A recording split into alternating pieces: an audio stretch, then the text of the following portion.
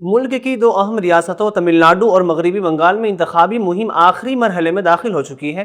جنوبی ہند کی ریاست تمل ناڈو میں 23 اپریل کو ایک ہی مرحلے میں رائے دہی ہوگی، جبکہ مغربی بنگال میں اسی دن پہلے مرحلے کی رائے دہی ہوگی۔ انتخابی قوانین کے مطابق ووٹنگ سے 48 گھنٹے قبل یعنی 22 اپریل شام 6 بجے ہر طرح کی تشہیری مہم ختم ہو جائے گی اور سیاسی جماعتیں خاموشی کے دور میں داخل ہو جائے گی۔ ایسے وقت میں جب انتخابی شور اپنے عروج پر ہے، یہ جائزہ لینا ضروری ہے کہ مہم کا مجموعی مزاج کیا رہا، کن موضوعات نے عوامی ذہن سازی پر اثر ڈالا اور جمہوری اقدار کس حد تک برقرار رہے۔ مجموعی طور پر دیکھا جائے تو دونوں ریاستوں میں انتخابی مہم نہایت سرگرم اور تیز رفتار رہیں۔ جلسے، ریلیاں، روڈ شوز اور میڈیا مہمات نے سیاسی ماحول کو مسلسل گرمائے رکھا۔ فلاحی اسکیموں، ترقیاتی وعدوں اور روزگار کے نعروں کے ساتھ ساتھ ایک اور پہلو بھی نمایاں ہو کر سامنے آیا، یعنی نفرت اور تقسیم پر مبنی بیانیے کی موجودگی۔ خاص طور پر بعض تقاریر اور بیانات میں ہم اور وہ کی لکیر کو نمایاں کرنے کی کوششیں دیکھنے میں آئیں، جس نے انتخابی ماحول کو محض سیاسی مقابلے سے بڑھا کر سماجی تقسیم کے خدشات سے جوڑ دیا۔ تمل ناڈو کی سیاست تاریخی طور پر ایک منفرد اور خود مختار مزاج کی حامل نہیں ہے، جہاں لسانی اور علاقائی شناخت کو مرکزی حیثیت حاصل ہے۔ یہی وجہ ہے کہ ملک میں گزشتہ برسوں کے دوران اکثریت پسند سیاست کے بڑھتے رجحانات کے باوجود اس ریاست میں اس کا اثر محدود دکھائی دیتا ہے۔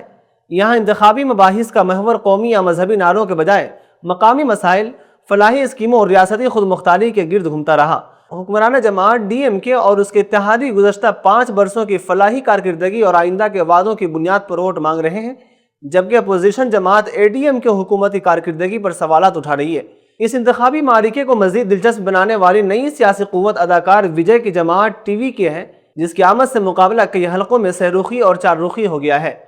اور روایتی سیاسی توازن پر اس کے اثرات کا اندازہ انتخابی نتائج کے بعد ہی ہو سکے گا۔ اس کے برعکس مغربی بنگال میں انتخابی مہم کا منظرنامہ خاصاً مختلف اور کہیں زیادہ کشیدہ نظر آیا ہے۔ یہاں سیاسی تقاریر کا رخ محض کارکردگی اور عوامی مسائل تک محدود نہیں رہا، بلکہ مذہبی اور نسلی شناخت کے حساس موضوعات کو اس انداز میں چھیڑا گیا جس سے معاشرے میں تقسیم اور کشیدگی کے خدشات نمایاں ہونے لگے۔ وزیر اعظم نریندر مودی نے اپنی تقاریر میں غیر قانونی در اندازی اور قومی سلامتی کو مرکزی نقطہ بنایا، جبکہ آسام کے وزیر اعلیٰ ہیمنتا بسوا سرما کے بیانات نے اس بحث کو مزید تیز کر دیا۔ ان کی جانب سے انتباہ کیا گیا کہ اگر ایک مخصوص سیاسی جماعت کو اقتدار سے نہ ہٹایا گیا تو بنگلہ دیشی مسلمانوں کی ریاست پر غلبہ کا خطرہ پیدا ہو سکتا ہے۔ ناقدین کے نزدیک اس طرح کے بیانات محض سیاسی اختلاف کا اظہار نہیں، بلکہ انتخابی فضا میں خوف اور عدم اعتماد پیدا کرنے کی ایک منظم کوشش کے طور پر دیکھے جا رہے ہیں، جس کا نتیجہ یہ نکلتا ہے کہ اصل عوامی مسائل پس منظر میں چلے جاتے ہیں اور انتخابی مہم جذباتی نعروں اور شناخت کی سیاست کے گرد گھومنے لگتی ہے۔ اسی پس منظر میں حکمران جماعت ترنمول کانگریس نے بنگال شناخت اور علاقائی خود مختاری کے بیانیے کو مزید شدت سے پیش کیا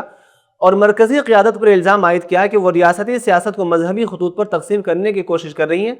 اس طرح بنگال میں انتخابی مہم کے دوران ترقیاتی وعدوں کے ساتھ ساتھ شناخت اور خوف پر مبنی سیاست بھی نمایاں دکھائی دینے لگی ہے، جس نے سیاسی ماحول کو زیادہ حساس اور کشیدہ بنا دیا۔ ان دونوں ریاستوں کے تجربے سے ایک اہم سبق یہ ملتا ہے کہ جمہوری نظام کی مضبوطی صرف ووٹنگ کے انعقاد سے نہیں بلکہ اس ماحول سے وابستہ ہوتی ہے جس میں انتخابی مقابلہ ہوتا ہے۔ اگر انتخابی مہمات میں نفرت، خوف اور تقسیم پر مبنی بیانیے کو جگہ ملے تو یہ نہ صرف سیاسی ماحول کو متاثر کرتے ہیں بلکہ معاشرتی ہم آہنگی کو بھی نقصان پہنچا سکتے ہیں۔